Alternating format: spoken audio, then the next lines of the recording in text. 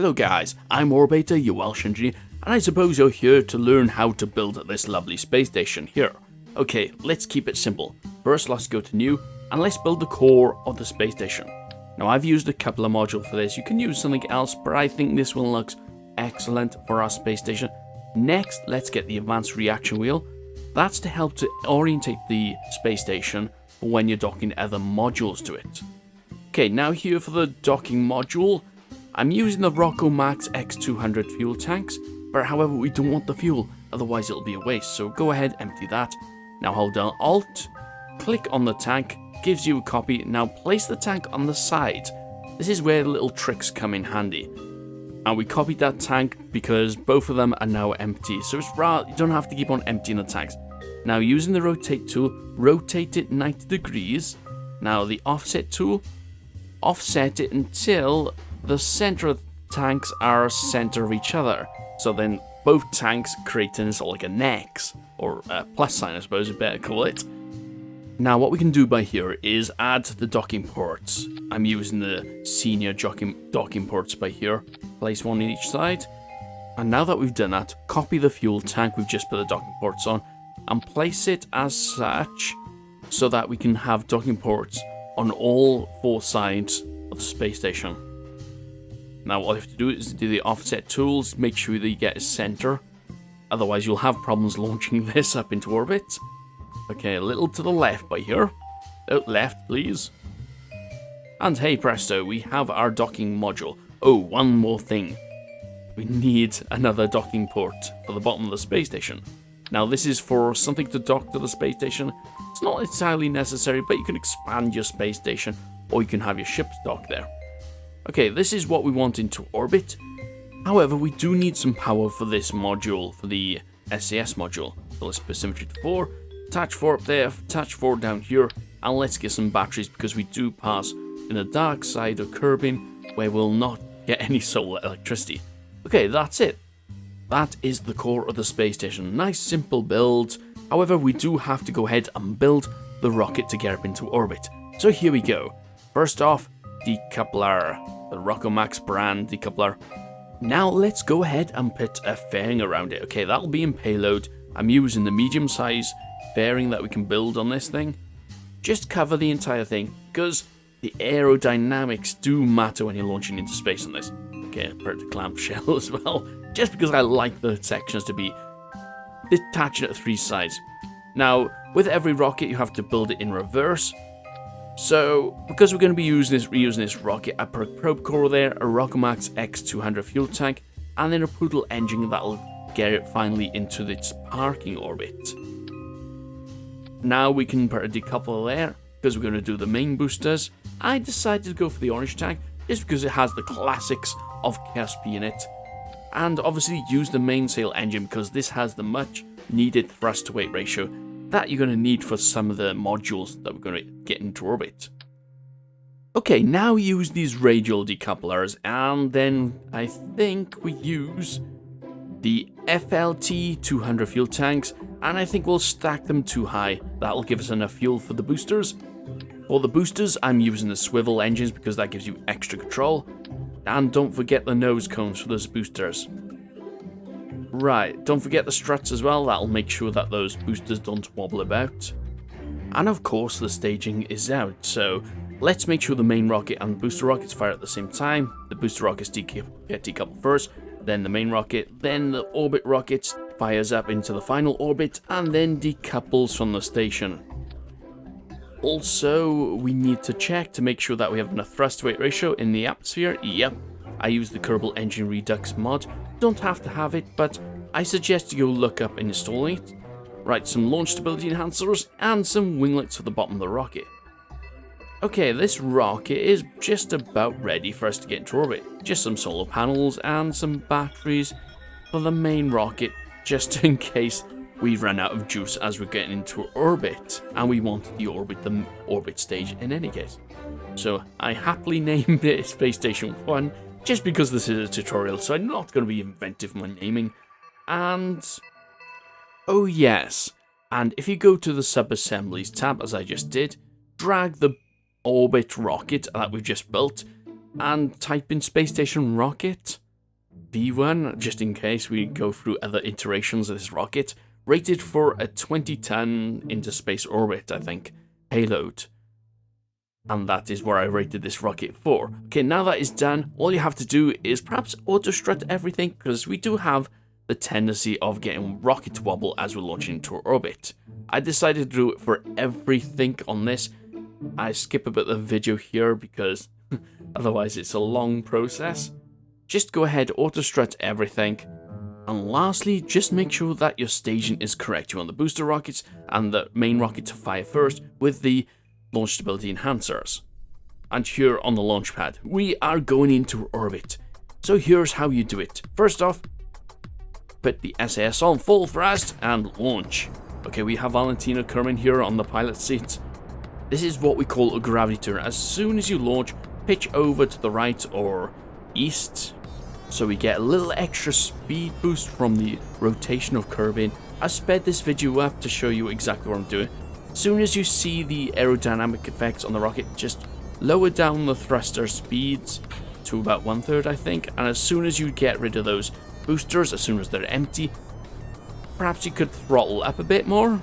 But while you're doing this, turn over to the east slowly over time. At about, I don't know what rate there is. You need to do this yourself and try to get your efficiency of getting into orbit as best as possible. Now, this does vary for each rocket. Sometimes you have higher payloads. Getting into orbit idea is getting through the thickest part of the atmosphere, and then you can turn over to get into your orbit trajectory. Now, I'm putting the station at about 150 kilometer orbit. Okay, the main rocket is finished there. A little bit over, but we can correct that after we're in orbit. The main thing, don't get the perfect orbit on the first burn. What you want to do is get into a stable orbit that you can correct any miscalculations or misburns after you're in orbit. And you can see here I'm just going to try and get into orbit at 150 kilometer from my periapsis, and then we can correct the orbit after.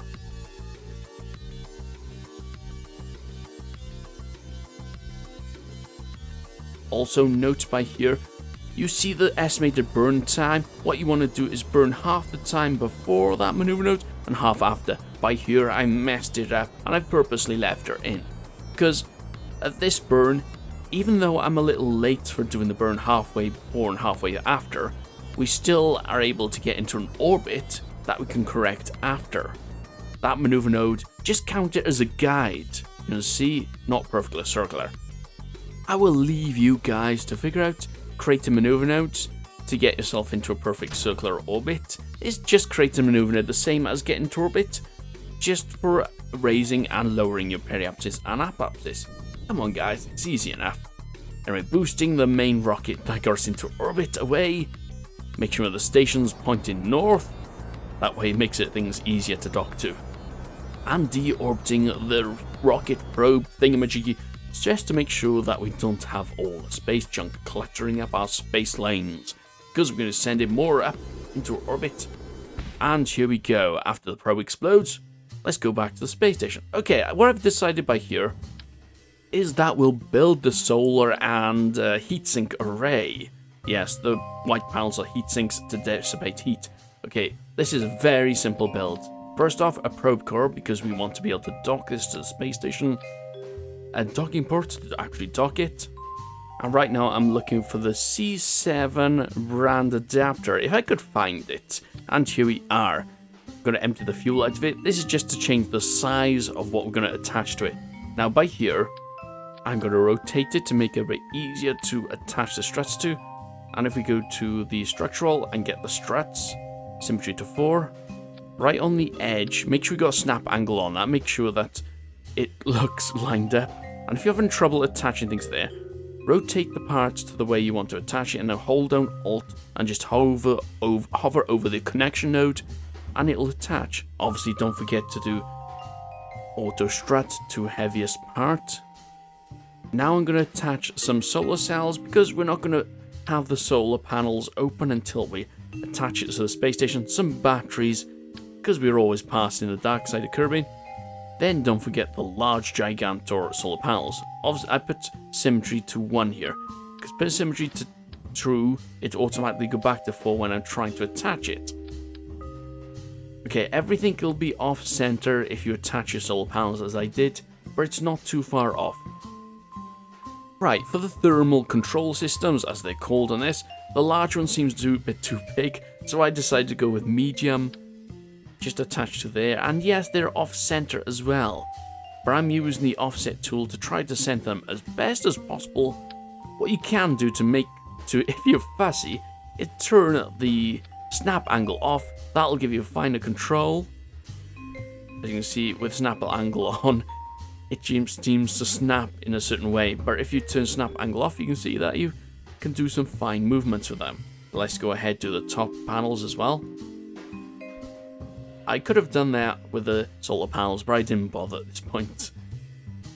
Right, now what we want to do is some way of docking this, because we've actually got no control over this, other than the probe core, which will allow us to rotate it. What we need is an Rcs system, so let's go to fuel tanks, put the center of mass on as a guide. Now we can't attach the monopropellant tanks to the struts because they'll be off center, so attach them to the tank that we have on there. Now what we want to do is have the RCS about the same distance on the top and the bottom, and obviously we're gonna have problems here. We're gonna have to use offset tool. But the idea by here, guys, is to make sure that the RCS thrusters are at the same distance between that and the center mass. So I use my finger normally, judge the distance from the center mass to the top thrusters and into the bottom thrusters. Okay, what I realized here is that the probe core is the wrong way around, so let's do some editing. Probe core change. Solar panels change place. There you go, the probe core is now pointing up when we flip it this way around. Otherwise, when you launch a rocket, the nav will be showing you pointing to the ground. Okay, by here, the staging was incorrect, so I corrected the staging and again, saved the subassembly.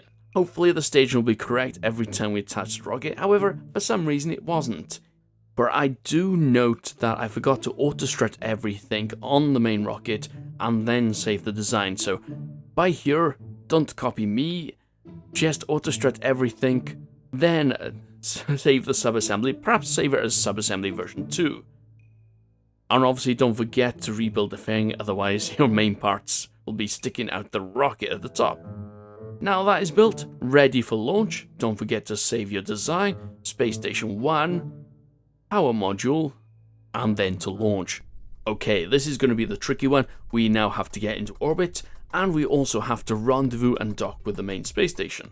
So first off, go to the map view, look for the space station, click on it and set as target. Now we've got a target that we can rendezvous and dock to. Right, that's in 150 kilometer orbit. So what we want to do is to get into 100 kilometer orbit under it and try to save time. With that, what you want to do is fast forward time until the space station is just above you. And I'm fast forwarding to make sure that we're in sunlight as we're launching up, so we can see everything that goes on. Right, nearly there. Okay, the space station has just passed over us. This might be the best time to go to launch, but let's go ahead and launch. Again, the same thing with the previous launch. You want to straight away turn east on the nav ball, or if you want, right. And obviously when you see the aerodynamic effects, slow down your thrusts by 1/3. And then once you decouple those boosters, go to full thrust. Now we're aiming for 100 kilometer height.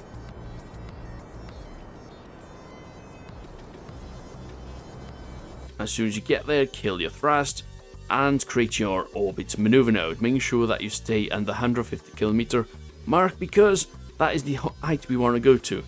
Decouple the fairing to save a bit of weight.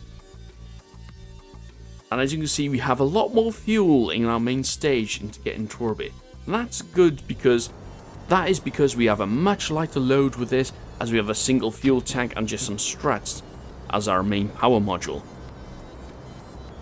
Another thing to note by here, I did say to burn half before and half after the estimated burn, but I suggest that you burn it a bit earlier, because if you're going to stage, the game doesn't work out that your next stage isn't as powerful as your first stage that you staged trying to get into orbit, or do your maneuver node.